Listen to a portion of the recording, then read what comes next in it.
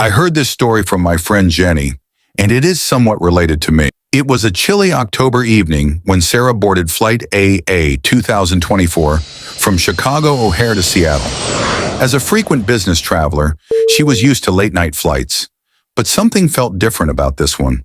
The plane was unusually empty for a major route, with only about 20 passengers scattered throughout the cabin.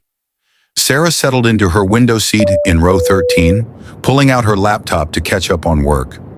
2 hours into the flight, the cabin lights began to flicker. At first, Sarah dismissed it as normal turbulence, but then she noticed something peculiar. The flight map on her screen showed they were circling over the same spot in North Dakota, despite the captain announcing they were over Montana. The temperature in the cabin suddenly dropped. Sarah could see her breath forming small clouds in front of her face. The elderly man across the aisle started muttering about them coming back, his eyes wide with terror. Through the window, Sarah spotted strange lights dancing alongside the aircraft. They weren't the typical wing lights or reflections. These pulsed with an otherworldly blue glow. When she tried to alert the flight attendant, she found the call button wasn't working. Walking to the back of the plane to find a crew member, Sarah made a horrifying discovery. The last 5 rows of seats, which she distinctly remembered seeing occupied during takeoff, were now completely empty. The seats looked aged, as if they hadn't been used in years. The pilot's voice crackled over the intercom, but instead of the usual announcements, there was only static interspersed with what sounded like screams from a different time. The digital clock on the wall cycled rapidly through different years: 2024, 1985, 1956. Sarah rushed back to her seat, her heart pounding. The old man was gone, leaving behind only a yellowed newspaper clipping dated October 1985. The headline read, "Flight A 2024 disappears over North Dakota. No wreckage found."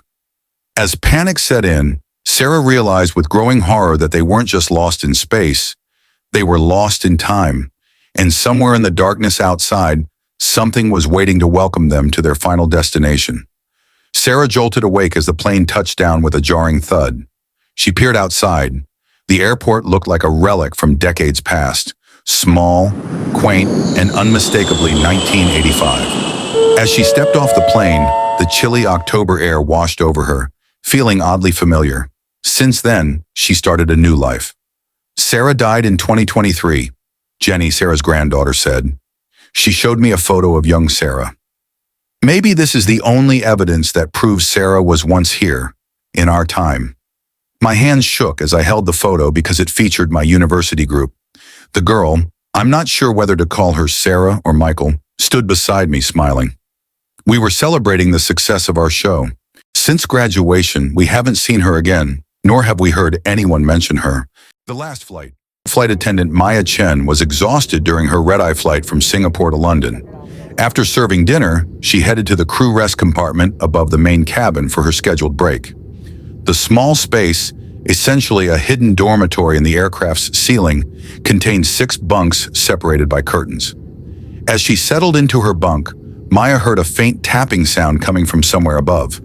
At first, she dismissed it as normal aircraft noise, but the tapping grew more insistent, more rhythmic, like fingers drumming against metal. The other flight attendants were either working or sleeping soundly.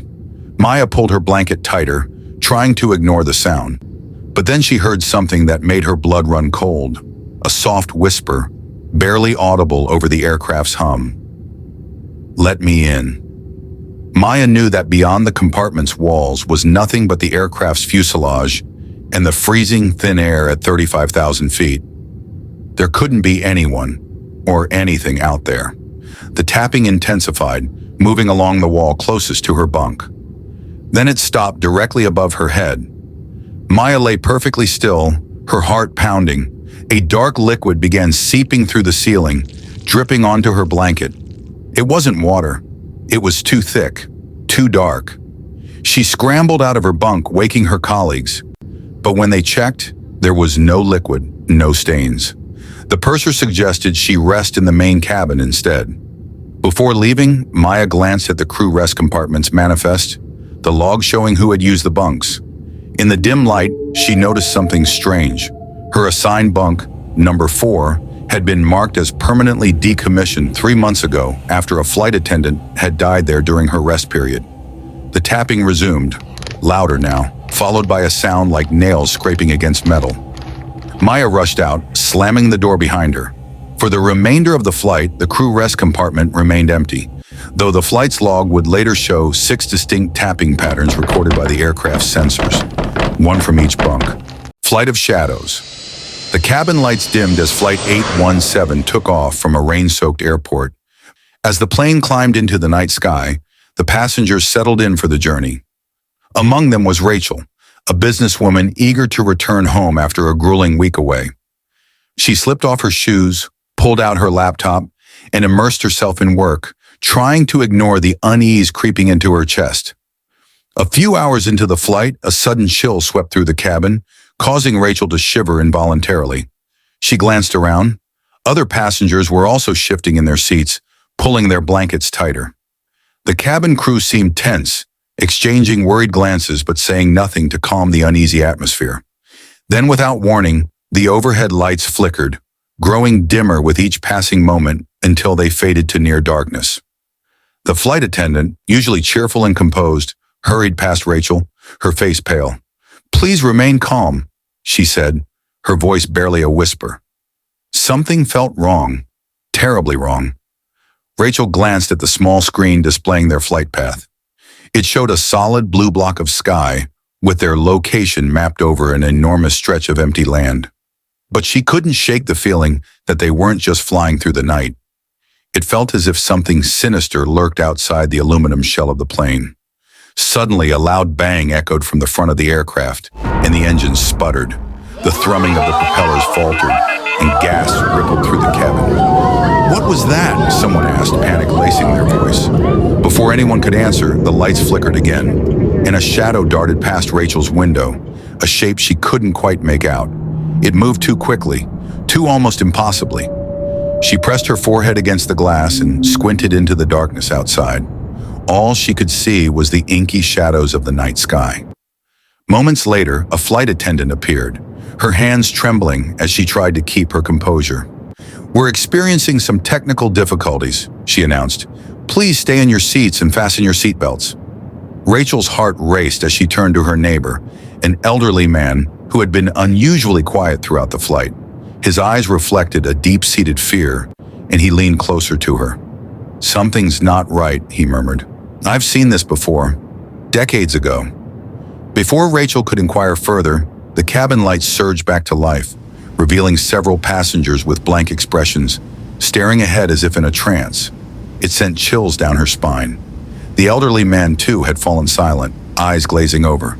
The air felt heavy, thick with fear. Then the most terrifying moment came. The shadow flitted past her window again, and this time, it wasn't alone. Rachel's breath caught in her throat as she realized other figures were following, dark silhouettes flitting through the clouds with predatory grace, their forms flickering like a poorly tuned television. "We're not alone," the elderly man finally whispered, his voice low and trembling. "They're here for us." The plane jolted violently, throwing Rachel against the window. She caught a glimpse of one shadow peering inside, a face contorted in an echo of terror. In the blink of an eye, it vanished, replaced by sheer blackness. "Everyone, brace for impact!" The captain's voice crackled over the intercom, but it barely registered before the plane began to descend rapidly. Panic erupted as passengers screamed, some reaching for loved ones they couldn't see.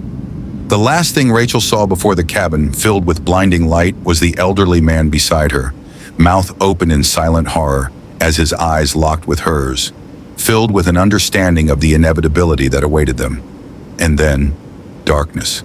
When Rachel opened her eyes again, she was back in her seat. The airplane was eerily quiet, the cabin lights shining brightly as if nothing had happened. Passengers looked around with the same confused expressions, as if waking from a deep sleep.